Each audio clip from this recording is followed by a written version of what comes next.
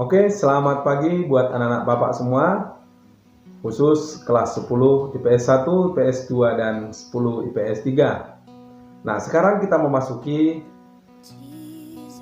pelajaran sejarah Indonesia untuk pertama kali di sekolah SMA Dinhoven.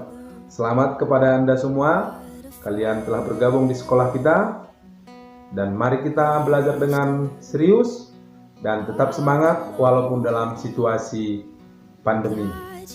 Selamat bergabung dengan saya, Bapak J. Munte, Bapak sebagai guru sejarah Indonesia buat kalian. Bapak harap semuanya mengikuti pembelajaran dengan baik. Nah, sebelum kita mulai pembelajaran kita pada hari ini, marilah kita berdoa terlebih dahulu. Kita ambil sikap berdoa. Dalam nama Bapa dan Putra dan Roh Kudus. Amin. Terima kasih Tuhan atas berkat-Mu kepada kami dari hari yang lalu hingga pada saat ini. Tuhan, kami mohon berkatilah pembelajaran kami sepanjang hari ini agar berjalan dengan baik sesuai dengan kehendak-Mu. Kami serahkan segala kegiatan kami kepadamu dengan perantaraan Kristus Tuhan kami. Amin. Dalam nama Bapa dan Putra dan Roh Kudus. Amin. Oke anak-anak Bapak semuanya, materi kita pada hari ini adalah, pada pertemuan pertama ini adalah buka buku kamu halaman 1. Nah, menelusuri peradaban awal di Kepulauan Indonesia. Nah, kita ingin mempelajari bagaimana dengan zaman sebelum mengenal tulisan, atau sering disebut dengan praaksara. Oke, mari kita ikuti tujuan pembelajaran kita, dan mari kita lanjutkan pembelajaran selanjutnya. Adapun tujuan pembelajaran kita hari ini, yang pertama menjelaskan pengertian praaksara, kemudian yang kedua membandingkan pengertian praaksara dengan pengertian prasejarah, kemudian yang ketiga menunjukkan contoh konsep berpikir diakronis dan sinkronis.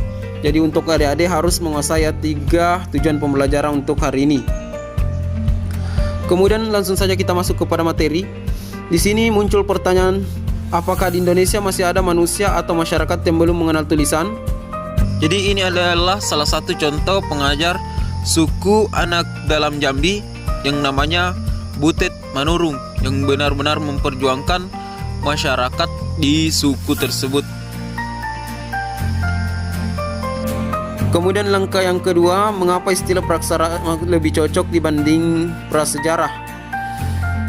Jadi untuk menjawab pertanyaan ini langsung saja, pengertian dari pra berarti sebelum dan sejarah adalah sejarah. Pra berarti sebelumnya, kemudian sebelum ada sejarah berarti sebelum ada aktivitas kehidupan manusia. Jadi sebelum ada sejarah, di sini kan terbagi atas 2, praaksara dan prasejarah. Sebelum adanya prasejarah, ini yang terjadi adalah praaksara dulu sebelum ada prasejarah. Kemudian sekalipun belum mengenal tulisan, manusia sudah memiliki sejarah dan menghasilkan kebudayaan. Jadi sebelum ada yang namanya prasejarah, manusia pada dalam kurung tanda kutip praaksara sudah mengenali yang namanya kebudayaan. Jadi dalam kelompok masyarakat di situ sudah ada kebudayaan. Pada zaman praaksara ini belum masuk kepada prasejarah. Kemudian kita ambil pengertian dari praaksara itu sendiri. Pra yang berarti sebelum dan aksara berarti tulisan. Artinya di sini praaksara adalah manusia pada masa itu belum ada yang mengenal yang namanya tulisan. Kemudian kita lanjut. Salah satu ilmu yang mempelajari tentang kajian zaman praaksara adalah arkeologi. Jadi nanti kalau ada soal yang muncul, bagaimana cara mempelajari zaman praaksara itu sendiri, yaitu dengan menggunakan ilmu arkeologi.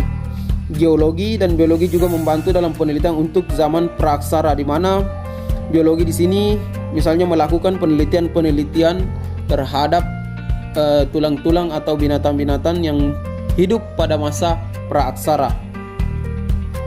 Kemudian kita di sini menjelaskan 2 konsep sinkronik dan konsep diakronik. Konsep diakronik sendiri itu berarti memanjang dalam waktu. Kemudian sinkronik berarti melebar dalam ruang. Kemudian manfaat mempelajari masa praksara,